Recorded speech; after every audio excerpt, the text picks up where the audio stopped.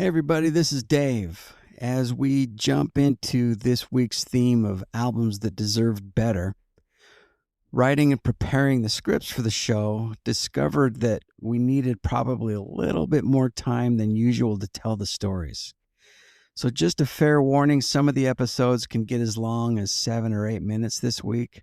I hope you don't mind, and I hope you stick with us and listen to them all the way through, because they've been fun to record and fun to produce. And I hope you like the content as much as I like putting it together for you. So without further ado, welcome to the week of albums that deserved better.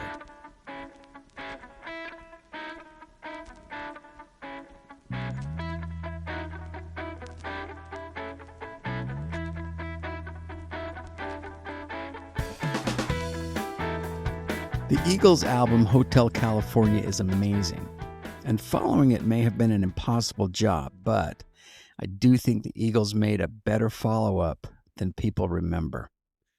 Hey everybody, and welcome back to Dave's Side 1. I'm Dave, your host, who believes that sometimes an album's biggest problem is the album that came before it.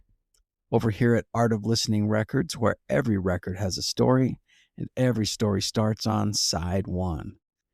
Today we're starting a new week called Albums That Deserved Better, with what I believe is the most underrated album in the Eagles catalog, The Long Run.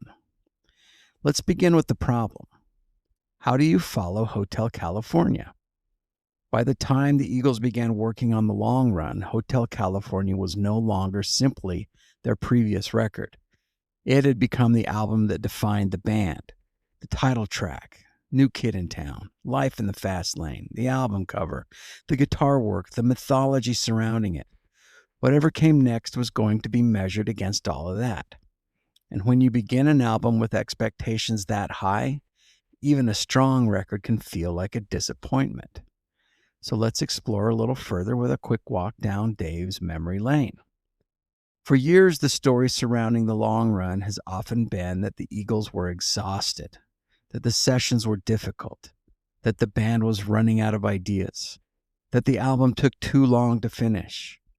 And because the Eagles broke apart not long afterward, listeners began hearing the album as the sound of a band coming to an end. There may be tension in this record, there may be fatigue, but tension and fatigue do not automatically produce bad music.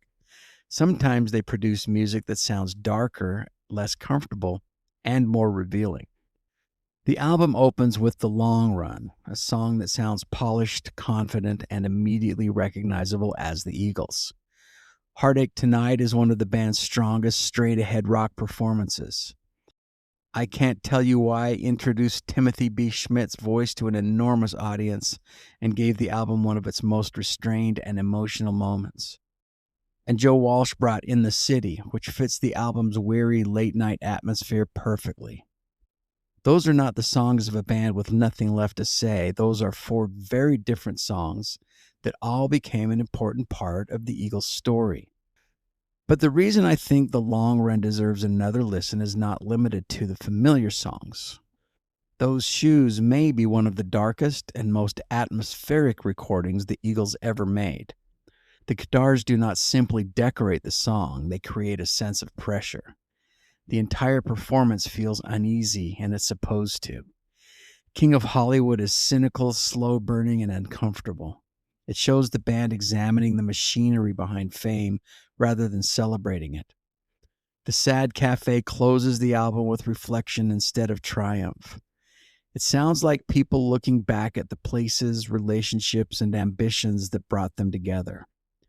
Once you stop demanding another Hotel California, those songs begin to reveal what kind of album The Long Run actually is. Now, I'm not going to pretend every song works equally well. The album has moments that are strange.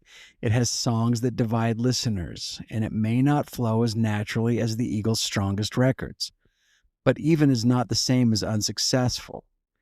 Some of the albums we remember most are not perfectly consistent. They take chances, they reveal tension, they contain songs that make us wonder what the band was thinking.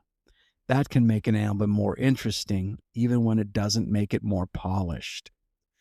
The question should never have been whether The Long Run was another Hotel California, because it wasn't. The better question is whether this album has its own identity. I think it does. It's darker, more tired, more cynical, sometimes stranger, and in places more emotionally exposed. It sounds like the end of an era because it was the end of an era.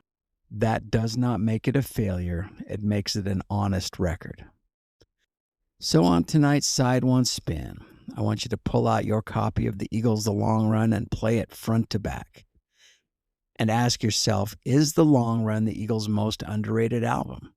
Or do you think its reputation is fair? And if you had to choose one song from this album that deserves more attention, which one would it be? And then come back and tell me about it in the comments. Well, that's it for today's Side One. Thanks for spending a little time with me. Please keep that needle in the groove.